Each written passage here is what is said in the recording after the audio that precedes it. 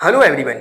ये फॉर्मूला होता है 1 अपॉन में f is equal to 1 upon में v प्लस का 1 अपॉन में u। इसे कहा जाता है मिरर फॉर्मूला। आज इसी फॉर्मूले का अपन लोग डेरिवेशन करने वाले हैं with the help of concave mirror. चलिए अब डेरिवेशन को स्टार्ट करते हैं। सबसे पहले ट्रायंगल ए बी सी और triangle A dash B dash और सी, इन दोनों ट्रायंगल्स को मैं हाईलाइट कर देता हूँ ताकि आपको क्लियर तरीके से दिखे। ओके, ध्यान से देखना।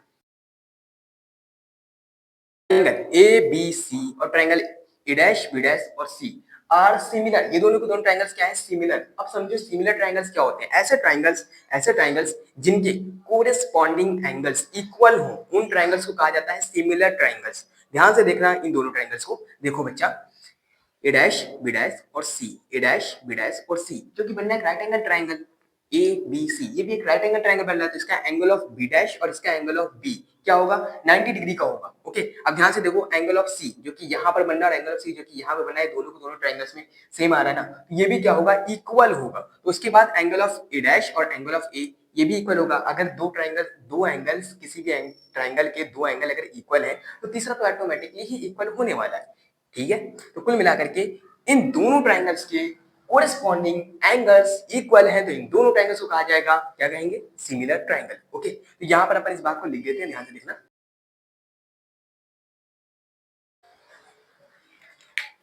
अब इन दोनों ट्रायंगल्स को सिमिलर लिखने से हमें क्या फायदा मिलेगा? ये लिखने से हमें ये फायदा मिलेगा कि अगर दो ट्रायंगल्स सिमिलर होते हैं तो उनके कोरेस्पॉन्डिंग साइड्स का रेशियो इक्वल होता है। बात समझ में आई? नहीं बात समझ में आई?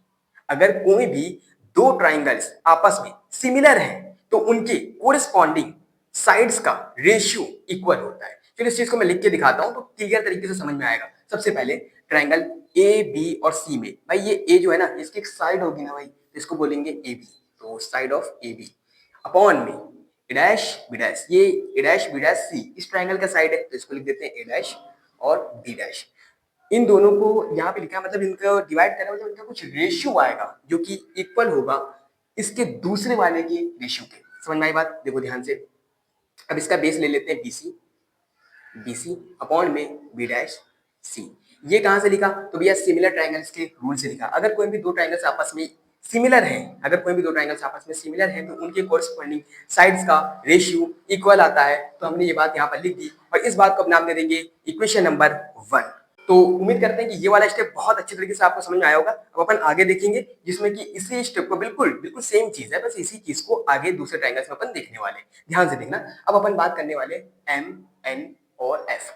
एम एन एफ, ये भी तो ट्रायंगल बन रहा है यार, नहीं बन रहा है? ये भी ट्रायंगल बनना चाहिए। इसको मैं हाईलाइट कर देता हूँ। ये देखो ये देखो ये देखो ये देखो ये देखो, हो गया। Okay, M N F, triangle M N F and triangle F B dash A dash, या फिर बोलते A dash B dash F. तो अब अपन देखने वाले triangle A dash B dash F और एम एन एफ। इन दोनों ट्रायंगल्स में देखेंगे, ये दोनों ट्रायंगल्स भी क्या है? सिमिलर है। क्यों है सिमिलर? क्योंकि इनके भी कोरिस्पॉन्डिंग एंगल्स क्या है? इक्वल है। देखो ध्यान से, क्योंकि ट्रायंगल एम एन एफ ये भी एक राइट एंगल ट्रायंगल बनता है। राइट एंगल ट्रायंगल, तो इसका ये वाला जो एंगल होगा, ये वाला एंगल ऑफ एन 90 डिग्री का होगा। उसी तरीके से इसमें आ जाओ, ए डैश बी डैश एफ में आ जाओ, इसका जो एंगल ऑफ बी डैश होगा ये 90 डिग्री का होगा। ओके, उसके बाद एंगल ऑफ एफ ध्यान से देख पा रहे हो तो ये दोनों का कैसा होने वाला है? इक्वल होने वाला है।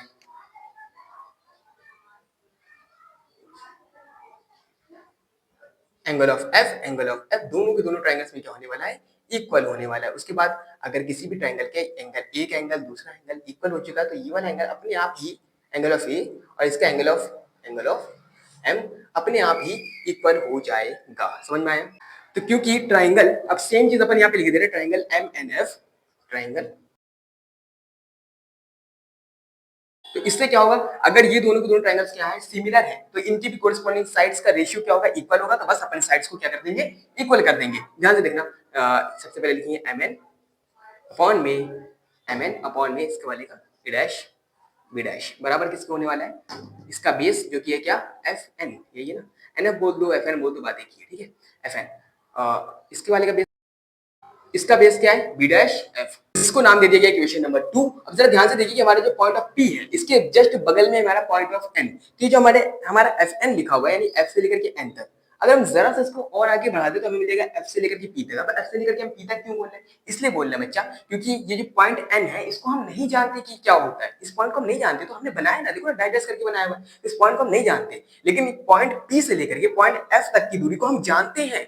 पोल से लेकर के फोकल लेंथ के बीच की दूरी को क्या बोलते हैं? फोकल लेंथ ही तो बोलते हैं यार। फोकल लेंथ, इसको एफ से डिनोट करते हैं, तो हमें पता है इसके बारे में, तो हम इसलिए यहाँ पर इसका ही इस्तेमाल करने वाले हैं। उम्मीद करते हैं कि ये चीज बहुत क्लियर तरीके से समझ में आ गया होगा। तो हम यहाँ पर रिप्लेस कर देंगे इसको, एफ एन को रिप्लेस कर देंगे पी एफ में। ओके, तो अपन यहाँ पे लिख सकते हैं पी एफ लगभग, यानी कि लगभग का मतलब ये होता है बराबर है किसके, एफ एन के। तो अपन यहाँ पर इसको रिप्लेस कर देंगे। अब ध्यान से देखो, एम एन जो कि हमने अपने मन से बनाया, ये एम एन जो है ये ए बी के ही आगे की बढ़ी हुई लाइन है। मतलब ये कि एम एन जो है ये ए बी के बिल्कुल इक्वल है। तो हम यहाँ पर से रिप्लेस कर सकते हैं, किसको रिप्लेस कर सकते हैं, एम एन को रिप्लेस करके लिख सकते हैं, किसमें लिख सकते हैं, ए बी के फॉर्म में लिख सकते हैं ना। तो चलो जल्दी लिखो यार, टाइम क्यों वेस्ट करना। एम एन की जगह क्या लिख देंगे, ए बी लिख देंगे, तो यहाँ पर अपन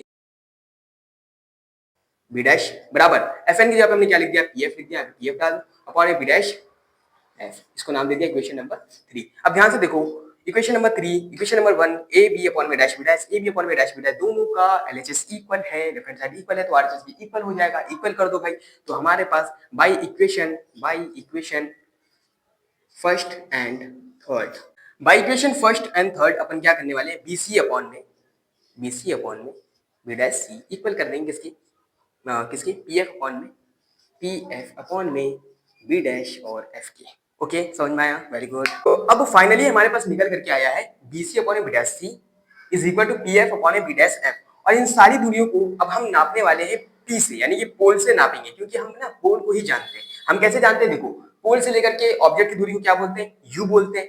पोल से लेकर के इमेज तक की दूरी को क्या बोलते हैं, वी बोलते हैं। सारी दूरी हमें कहां से पता है, पी से पता है। यार बीसी, यार बीस से आ गया ना, बीसी देखो ना यहाँ पे बोल रहा है बी सी, पोल से तो है ही नहीं। एक काम करो, इसको पोल के फॉर्म में यानी पोल से तोड़ देते हैं यार, आसान हो जाएगा। चलो देखो ध्यान से, बीसी, बी से लेकर के सी तक, यानी इतनी दूरी हमको चाहिए यहाँ से लेकर यहाँ तक। तो एक काम करो, पी से लेकर के बी तक आओ, उसमें से पी से लेकर सी तक का माइनस कर दो, काम खत्म। तो चलो वही काम अपन करने वाले हैं।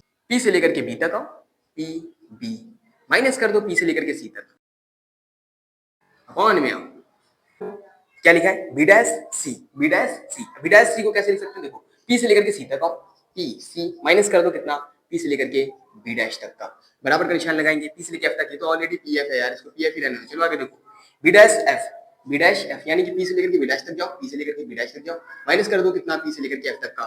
ये समझ में आया, ये स्टेप बेटा बहुत ज्यादा इंपॉर्टेंट है, इसको एक बार फिर से समझ लेना, है ना। देखो ध्यान से, समझ में आ गया, वेरी गुड। चलो अब इन सारी दूरियों के नाम लिख देते हैं, पी से लेकर के बी तक, पी से लेकर के बी तक, अरे ऑब्जेक्ट है यार, इसको यू बोलते हैं। चलो माइनस कर, पी से लेकर सी तक, पी सी, ये क्या है, आर है, आर को टू एफ भी बोलते हैं, तो टू एफ लिख दो, अपॉन में आ जाओ, पी से लेकर के सी तक, पी सी, पी सी वही यार टू एफ, अभी ऊपर ही तो लिखा है टू एफ, माइनस का निशान को, पी से लेकर के बी डैश, पी से लेकर के बी डैश, यहीं पे तो इमेज बनना है, तो इमेज जहां पे बनना है उसको बोलते हैं वी, यहाँ पे वी लिख दिया, बराबर का निशान लगा, पी से लेकर एफ तक, इसको क्या बोलते हैं, पी से लेकर एफ यानी कि फोकल लेंथ, यहाँ पर लिख देंगे फोकल लेंथ यानी कि एफ, पी से लेकर B dash, P B dash, P B dash, यहीं पे तो इमेज बनना है, इसको भी बोलते हैं, माइनस पी से लेकर एफ तक, यानी कि यहाँ पे कितना आ जाएगा, एफ, पी से लेकर एफ तक, एफ ही तो होता है।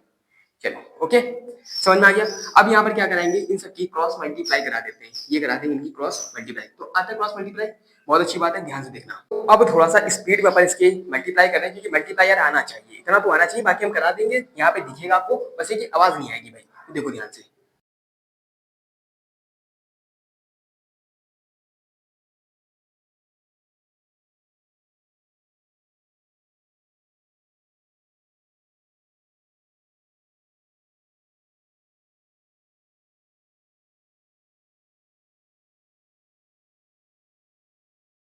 तो अब ये इनका मल्टीप्लाई आ गया है। अब जरा ध्यान से देखो, इक्वल का निशान है, टू एफ स्क्वायर दोनों प्लस के हैं, तो ये इससे कैंसिल हो जाएगा। समझ में आ गया, आगे देखो, माइनस का एफ वी माइनस का टू एफ वी, तो भाई माइनस का एक एफ वी में से माइनस का एक एफ यहाँ से चला जाएगा ना, तो बचेगा कितना, माइनस का एक एफ वी बचेगा। समझ में आया भाई, इक्वल के पास सेम निशान हो भैया, कट जाते हैं, समझ में आया ना। चलो ध्यान से देखो, ये खत्म हो गया। अब क्या बचा मेरे पास, यू वी माइनस का एफ वी माइनस का एफ यू, और बराबर में क्या बचेगा, कुछ नहीं तो बचा क्या, जीरो बचा।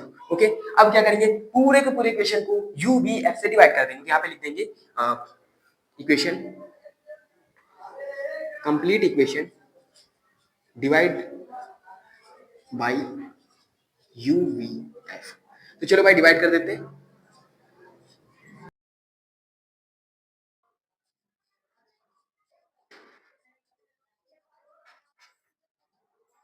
तो अब हम इस पूरी इक्वेशन को डिवाइड कर रहे हैं यू वी और एफ से। तो भैया देखो, यहाँ पे यू से यू कैंसिल हो जाएगा, सॉरी वी से वी कैंसिल हो गया। ओके, यू से यू कैंसिल हो गया, बचा क्या, वन अपॉन में एफ, माइनस का निशान लगाओ, एफ से एफ कैंसिल, वी से वी कैंसिल, बचा क्या, वन अपॉन में यू, बराबर का निशान लगाओ। क्या कैंसिल होगा? अरे भाई सब कैंसिल हो जाएगा, खाली क्या बचेगा 1 अपॉन में v। तो हमें क्या मिला 1 अपॉन में f माइनस 1 अपॉन में u is equal to 1 upon में v।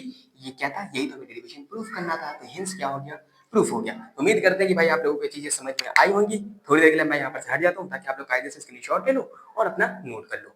समझ में आया हो तो बहुत अच्छी बात है, नहीं आता तो एक बार और देख लेना, प्ले कर लेना भाई। इतनी मेहनत से वीडियो बनाते हैं हम लोग और आप लोग 2 बार वीडियो नहीं देख सकते हो। देख लेना यार, समझ में आ जाएगा। बाकी ना आए तो कमेंट करना, फुल टू सपोर्ट करेंगे। ओके।